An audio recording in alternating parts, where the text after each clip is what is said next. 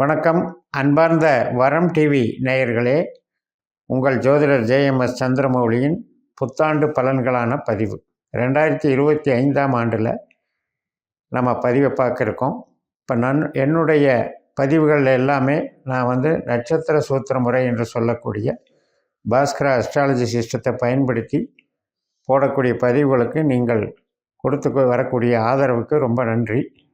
இதை தொடர்ந்து நாம் எல்லா விதத்திலையும் பயன்படுத்துவதனால நமக்கு இன்றைய காலகட்டத்திற்கு நவீன யுகத்திற்கு ஏற்ப நம்முடைய கேள்விகளுக்கான பதில்கள் நமக்கு தெளிவாக கிடைக்கின்றன. இந்த அன்றாடம் நாம் செய்யக்கூடிய காரியங்களில் இந்த ஜோதிடத்தை எப்படியெல்லாம் பயன்படுத்தலாங்கிற அளவுக்கு இது நமக்கு நல்ல ஒரு சிறப்பான ஒரு வாழ்க்கை நடைமுறையை கற்றுத்தருகிறது என்றே சொல்ல வேண்டும். இந்த பதிவில் நம்ம 2025ஆம் ஆண்டிற்கான பலனை பார்க்க இருக்கோம். இந்த பதிவு கடகலக்ன நண்பர்களுக்கு 2025ஆம் ஆண்டு பலன்களாக நம்ம பார்க்க இருக்கோம்.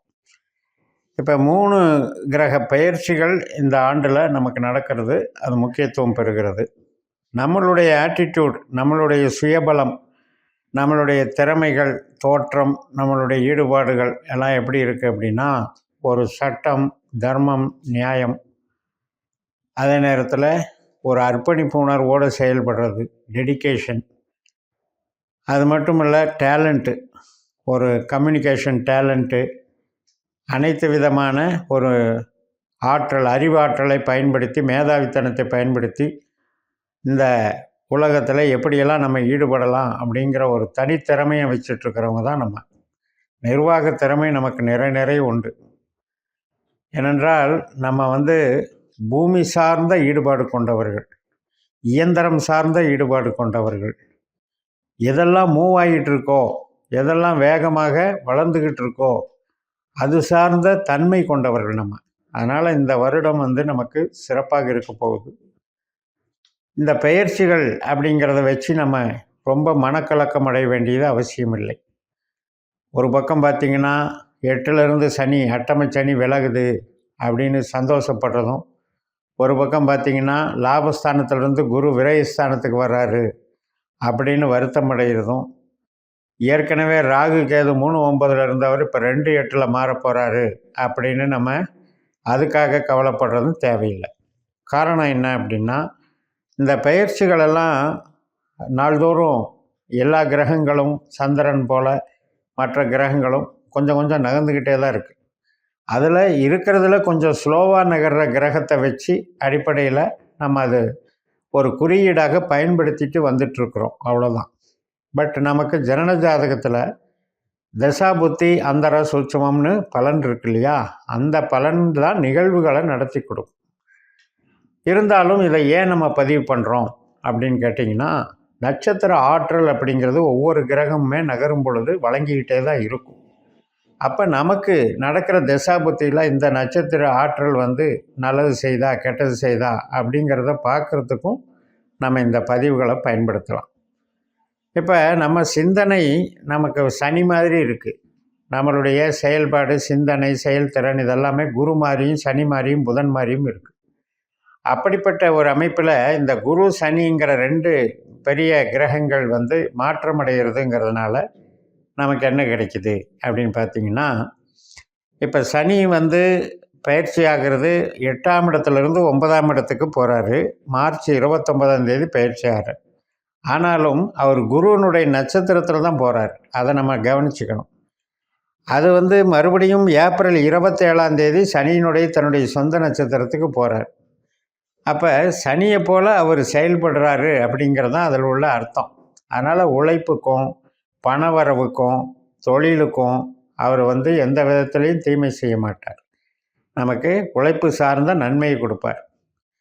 சரி, அப்போ 9ஆம் இடத்துல அதனுடைய பங்கு என்ன அப்படின்னு கேட்டிங்கன்னா, அந்த 9ஆம் இடம் என்பது தர்மம், பூர்வீகம், மூளை உழைப்பு சார்ந்த வேலைகள். இப்போ ஒரு கமிஷன் தொழில், அதே மாதிரி உயர்கல்வி படிப்புகள், இது சார்ந்த ஒரு ஈடுபாடுகள். அப்போ அந்த விஷயத்துக்கும் வெளிநாட்டு தொடர்புக்கும் அது நன்மை செய்து அப்படிங்கிற வகையில் சனி வேலை செய்வார். இப்போ அங்கே இருந்த ராகு நமக்கு 8ஆம் இடத்துக்கு வந்துடுறாரு, அவர் ஏதாவது கெடுதல் பண்ணிடுவாரா அப்படின்னு பார்த்தோம்னா, அப்போ ராகுனுடைய தசாபுத்தி அந்தரம் நமக்கு நடக்குதான்னு பாருங்கள். ராகுனுடைய தசாபுத்தி அந்தரம் சூட்சமாக நடக்காதவங்க அதை பற்றி கவலைப்பட வேண்டியதில்லை. அந்த 8ஆம் இடத்துல இருக்கிற ராகுனால நமக்கு ஒன்றும் பாதிப்பு வந்துட போகிறதில்ல.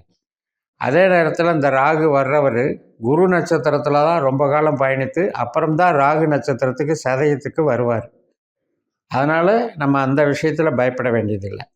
இந்த ராகு நட்சத்திரத்திலே வந்தாலும் கூட நமக்கு திசாபுத்தி அந்தரத்தில் ராகு நடக்குதான்னு பாருங்கள். பார்த்துட்டு அப்படி நடக்கிறவங்க மட்டும் அந்த 8ஆம் இடம் என்பது என்ன வேலை செய்யும் அப்படின்னா, ஹெல்த் ரீதியாக சில உபாதைகள் கொடுக்கும். அது வயதுக்கு தகுந்த மாதிரி, பருவத்துக்கு தகுந்த மாதிரி.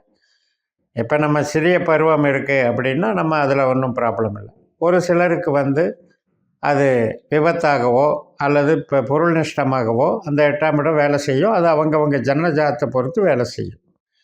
இப்போ நம்ம அந்த ராகு அங்கே இருக்கும்போது கேது நம்மளுக்கு நன்மை செய்கிறாருன்னு எடுத்துக்கணும். ஏன்னா கேது நமக்கு 2ஆம் இடத்துல வர்றார். அது சூரியனுடைய சாரம் வாங்கி, அப்புறம் சுக்கிரனுடைய சாரம் வாங்கி, அப்புறம் கேதுவனுடைய தன்னுடைய சொந்த நட்சத்திர சாரமே வாங்குறார்.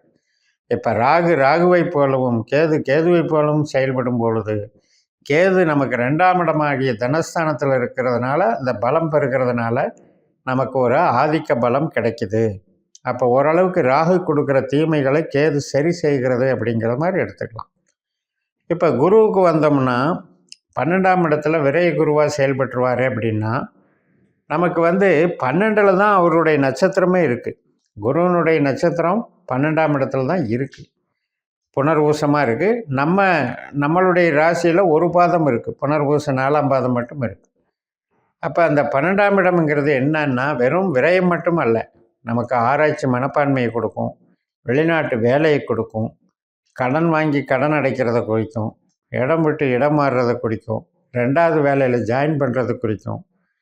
எவ்வளவோ நம்ம ஒரு இது மாதிரி துப்பறிகிற மாதிரி செயல்களெல்லாம் இருக்கு இல்லையா, ரகசிய உடன்படிக்கைகள், ரகசிய ஈடுபாடுகள், டிடெக்டிவ், இது சம்மந்தப்பட்ட வேலைகளையும் குறிக்கும். அப்போ அந்த குருவினுடைய இது சுப கிரகம், நமக்கு பாக்யாதிபதி. அவர் 6ஆம் இடத்துக்கும் 9ஆம் இடத்துக்கும் அதிப்பு. அப்போ வேலை சார்ந்த விஷயத்தில் ஒரு அடுத்த மாற்றங்களை கொண்டு வர்றாருன்னு நம்ம எடுத்துக்கணும்.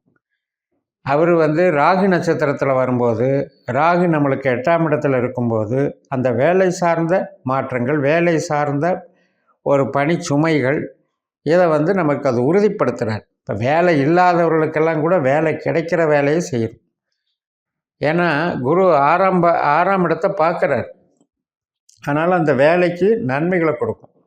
இப்போ ஃபைனான்ஸு சார்ந்த தொழிலில் ஈடுபட்டு இருக்கிறவங்க, அதாவது மார்க்கெட்டிங் பண்ணுறவங்க, இந்த மாதிரி உற்பத்தி சார்ந்த துறைகளில் கூட அவங்க மேற்பார்வை பார்த்துக்கிட்டு இருக்கிறவங்க, இந்த மாதிரி அனைத்து விதமான வேலைப்பாடுகள்லையும் அந்த குரு வேலைக்கு உறுதிப்படுத்துகிறார்.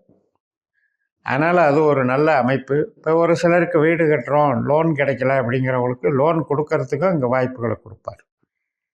ஆனால் அதே நேரத்தில் ஆரோக்கிய ரீதியாக நம்ம பார்த்துக்க வேண்டியது ரொம்ப ரொம்ப அவசியம். ஏன்னா 8ஆம் இடத்துல ராகு, 12ஆம் இடத்துல குரு. வேலைக்கும் தொழிலுக்கும் நல்லா இருக்கிற அதே சமயத்தில் நம்ம லக்னத்துக்கு 8ஆம் இடம் 12ஆம் இடம்ங்கிறது ஆரோக்கிய ப்ராப்ளம். அப்போ நம்ம ஜனனஜாதத்தின்படி நமக்கு ராகு திசா புத்தி அந்தரமோ குரு திசா புத்தி அந்தரமோ நடக்கிறவங்களுக்கு அந்த கான்சன்ட்ரேஷன் இப்போ முக்கியம். ஆரோக்கியத்தை பாதுகாக்கணும். இப்போ ராகுனுடைய சம்மந்தப்பட்ட ஒரு குடல் சம்மந்தப்பட்ட உபாதைகள், அலர்ஜி மற்றும் சுவாச உறுப்புகளில் பற்றி பிரச்சனை, கேஸ் ட்ரபிள் சம்மந்தப்பட்ட பிரச்சனைகள், இதெல்லாம் நம்ம பார்த்துக்கணும். அதே மாதிரி நமக்கு குருவினுடைய அமைப்பில் அப்படின்னு எடுக்கும் பொழுது அடிவயிற்று பிரச்சனை, லிவர் பிரச்சனை, சுகர் சம்மந்தப்பட்டது, இதெல்லாம் கொஞ்சம் பார்த்துக்கணும். கொலஸ்ட்ரால். அப்போ இது சம்மந்தப்பட்டதில் உணவு பழக்க வழக்கங்களில் சில மாறுதல்களை ஏற்படுத்திட்டு நம்மளாம் உடற்பயிற்சி செஞ்சு யோகாவை, மெடிடேஷனை கொஞ்சம் பயன்படுத்தணும் அப்படின்னாலே இந்த ப்ராப்ளம் எல்லாம் சால்வ் ஆயிடும். அதனால் அடிப்படையில் இந்த 2025ஆம் ஆண்டு நமக்கு பார்க்குறதுக்கு மேலோட்டமாக நமக்கு கிரக மாறுதல்கள், குரு மைனஸாக இருக்கார், சனி விலகிறாரு, ராகு மறுபடியும் மைனஸ் ஆகிறாரு, இப்படியெல்லாம் போட்டு குழப்பறத விட நம்ம ஜனனஜாதத்தில் ராகு திசா புத்தியோ, குரு திசா புத்தியோ, சனி திசா புத்தியோ நடந்தால் மட்டும் இதை பாருங்கள். அதே நேரத்தில் உழைப்புக்கும் தொழிலுக்கும் எந்த விதமான ஒரு பிரச்சனையும் இந்த 2025ஆம் ஆண்டு தராது, நல்ல நன்மைகளை தரும் என்று சொல்லி நிறைவு செய்கிறேன். இந்த சேனலை சப்ஸ்கிரைப் பண்ணி ஷேர் பண்ணுங்கள். உங்கள் தனிப்பட்ட ஜாதக பலாபலன்களை என்னுடைய வாட்ஸ்அப் நம்பரில் தொடர்பு கொண்டு பலன் பெறுங்கள். உங்களிடமிருந்து விடைபெறுகிறேன். உங்கள் JMS. நன்றி, வணக்கம்.